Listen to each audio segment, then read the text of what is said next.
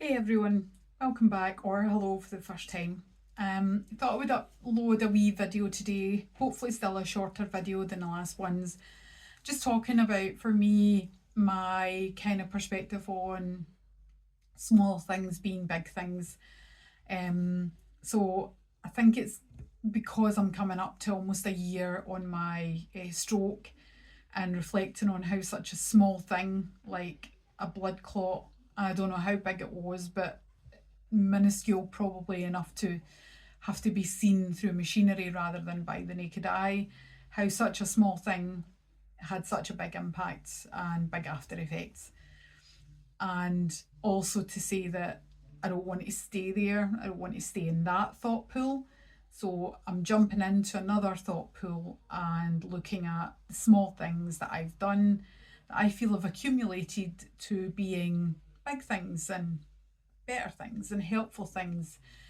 And really just to say that whether you are watching this and you're a stroke survivor or whether you are suffering from any other debilitating condition, always try and look for these small things, these small changes, and look at them as the kind of positive and helpful things that they are.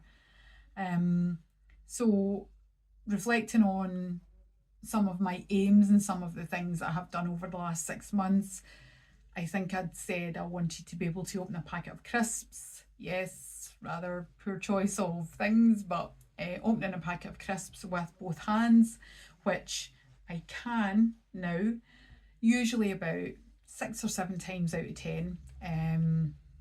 If my hand's not too tired, my fingers aren't too contracting.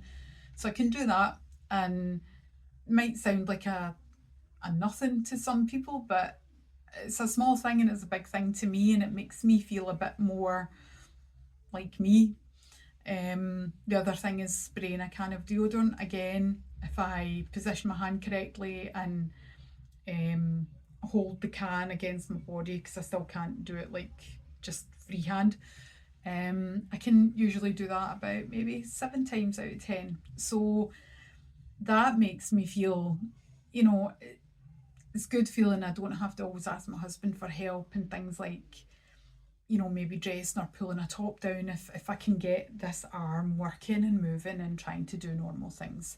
So um, these small things are big things and have accumulated to make me look at myself as a whole again rather than as the arm that didn't work or the hand that didn't work or the legs that don't work. So yeah, it's just hopefully that if you are going through things and they're really tough, that you can find a small thing, or I would urge you to try and look for a small thing that shows you that there's been change. Um, and, also if your small low mood starts to become a bigger low mood, then be aware of that and, you know, try to work through that and just look at what you've been doing that's kept you in that place and maybe look at doing something different to take you out of that place. Because your thoughts are really powerful at affecting your feelings. Inertia, that kind of whole, oh, I think it'll be too hard to do, as you telling your body it's going to be too hard to do. Whereas if you don't even think about doing it and you just do it, it'll feel much better, honestly. I could tell you that all day, but you'll only know that by maybe trying that yourself.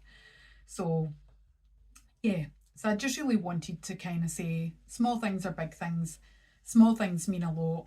Um, you live with yourself every day. So sometimes you don't see the accumulated change that all of these things are bringing. But for me, what I've found is I feel more optimistic. I always try to be optimistic, but I feel more optimistic at times as well.